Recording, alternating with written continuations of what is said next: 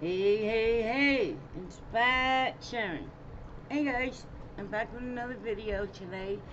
Um, this video today is going to be on places that I lived where I was the minority and how I felt and how I was treated. But before we get into anything like that, guys, please, I can't emphasize this enough. Please watch the video. If you don't like it, just say, hey, I don't like your video, or whatever, but watch it. Give me 5 minutes of your day, okay? And just go through. I have like 8 videos. This is my 9th one. I've been doing YouTube for like 1 month now, but I'm not getting subscribers for some reason. I don't know. Maybe people are not getting the video out there or just not clicking on it, whatever. But I am trying to like go to other places like Facebook and Instagram and TikTok and all that and put it out there as well. So people will come and do it. I've told all my friends, family, I did my part of what I'm doing. I'm putting the videos out. Now please do your part. Just like it, comment, subscribe, share it, turn on the post notification bell. Just do all the good things. Okay? Thank you. Thank you so much. Okay, let's get into this video. Now, when I was about, I want to say 22, I had moved, I lived in a small town, well not a small town, normal town. First of all, I am from New Jersey. And, there, that's better like that. In New Jersey, we have cities in our state as everybody else does. Okay, but there's certain cities that are not like they're all one race in that city predominantly. And I'm trying not to sound racist, and if I am, I do apologize. It's just my opinion. It's just what went on and how I was treated. Okay, so the first time I lived in a city was in Newark, and I was 22, and I was addicted to drugs. Now, if you watched my other videos, you know I already put down some of my addiction story. Okay, so I used to go from Edison to Newark like every day, sometimes 3 times a day, like a dummy. And at one point I met somebody. Well, I met a lot of people, but I met this one girl, and she was living in Newark. And she told me, she's like, oh, you're crazy. You coming up here all this time? And she goes, why don't you just move up here? And I was like, I don't know anybody. I don't know anybody in the neighborhood. I don't know, where available apartments are or whatever, And she's like, no, you can stay with me. I have a 2-bedroom apartment. And I don't know if anybody that's watching this knows Newark, the area, but it was on Johnson Avenue. It was in a corner of a building. It was right off, right, the next block over was Irvin Turner. It was right off on Main Street. I can't think of the name of it right now. And it's actually aggravated me because I lived there for 4 years. But when I moved in with her, she is black. But me and her were real cool. I mean, like, real cool. Like, if I didn't have money or anything, she would hook me up. And I would do the same for her. So we helped each other out, And we would hang out together. We'd go places, go to a club, pick up dudes together. And, yeah. But when I moved in with her, the building that we're living in was predominantly black. And I was like the only white person in the whole building. Now, on the street that I lived, there was maybe one other white person. But predominantly it was black and Spanish. Mexican, Spanish people. Mexicans. And that was it. That was it. That was it. Now this is going back like 20 years ago, 22 years ago. And I as long as I was with my friend, my very good friend, and I don't want to say her name, I don't want to put her out there, so I'm not going to do that. Just know she was a very, very good friend of mine. And as long as I was with her, like going through the town, going places, going here, going there. I used to go to her mama's house. I used to go over her cousins, uncle, what her whole family. You know, they had a big uh, you know, like families do, like a year they have a big picnic. You know, and I went to that 4 years in a row. I went to that. I was treated very nice. I very respectful, very loving, caring, awesome family. I mean, these were really good people, really good people, and I still talk to her to this day. We still keep in touch, and both of our lives are very different than what it was back then. So yeah, but yeah, it was crazy. The 4 years I lived there. In that 4 years that I was there, I almost got raped, which that'll be another video. Um, I got beat for drugs that I was trying to buy. Um, I used to like people would want to fight me all the time, you know, because I was white and I was the only white one around. So I stuck out like a sore thumb. And even when me and her would go to clubs together, I'd be the only white person in the club. You know, maybe once in a while a straggler would come through, but not even stay, like come in, use phone, leave. You know, or whatever, do something and leave. And, yeah. So, but I had no problem with it. I loved it. I had a wonderful friend. She was awesome. She she got me out of a lot of sticky spots, you know. We helped each other, you know.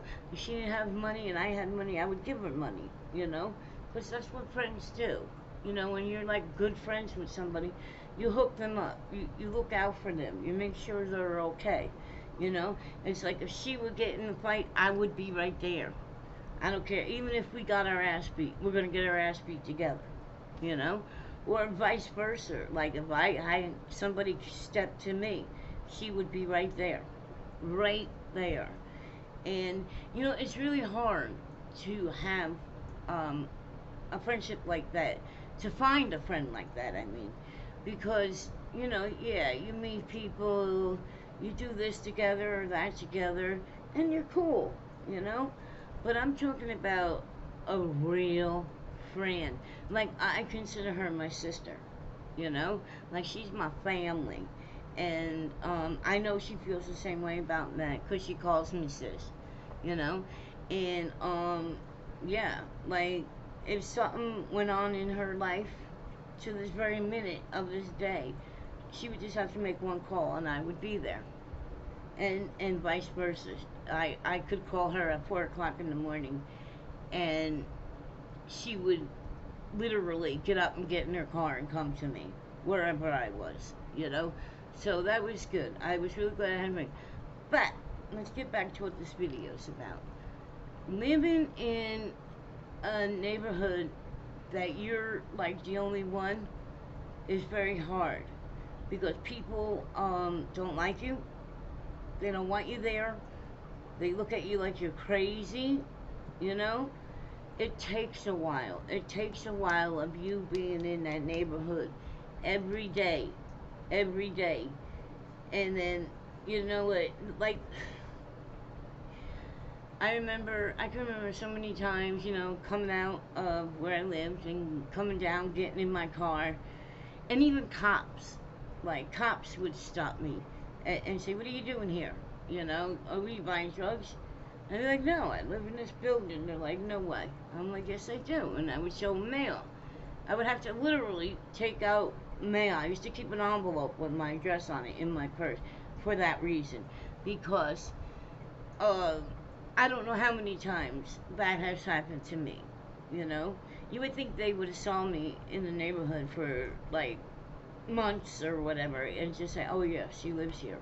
But no, they had to come to me and force the issue. Okay, well, and once I showed them the envelope with my name on it and my address, they would just shake their head and walk away from me like I was stupid or something.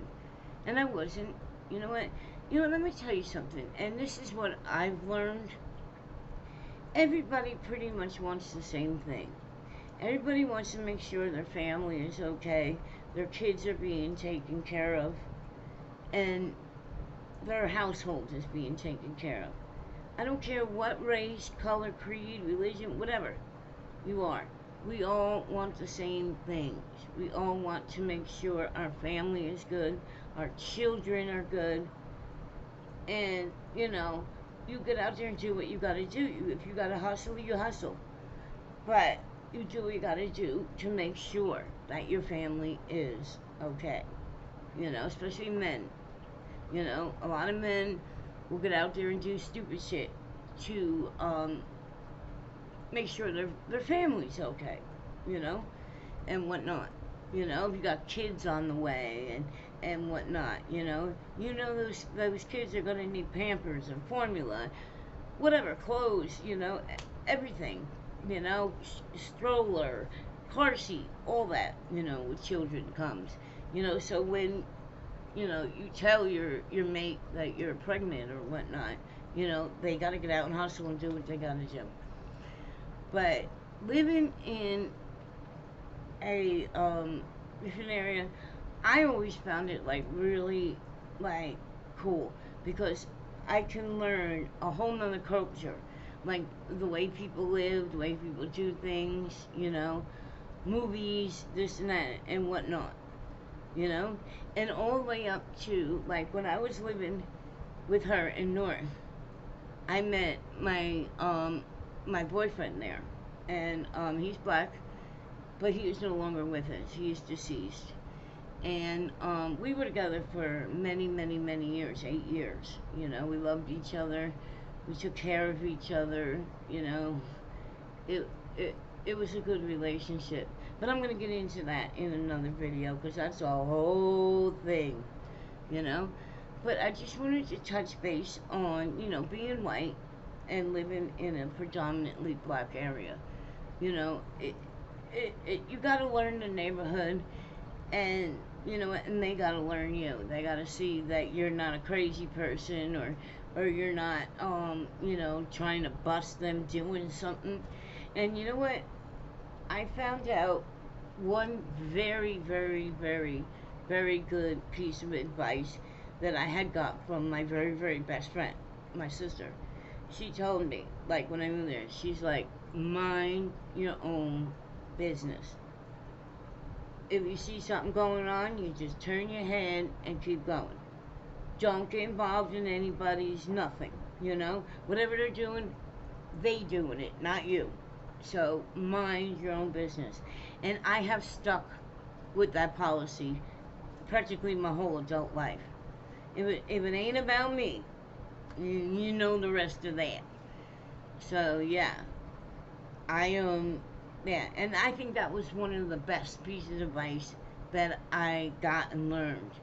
Because you know what? Nobody wants you in their business, no matter what they're doing. It ain't for you. It ain't. If they wanted you involved in it, they would come to you. So whatever you see, like you walking down the street, you see anything, just keep going. Mind your own business. And that I learned, and that was like one of the best things that I've learned, because it's so true. And it is true right to this day. Right to this very, very day. It's true. Alright, well, I talked enough, and I don't want to keep you long because I know I know what it's like. People watch a video like, when is this person gonna stop talking? But I thank you very much for watching, and please watch, like, comment, subscribe, and turn on the post notification, and stay with me, because you never know. You might get something out of this that you didn't know before. But thank you very much, and I will see you in the next video. peace.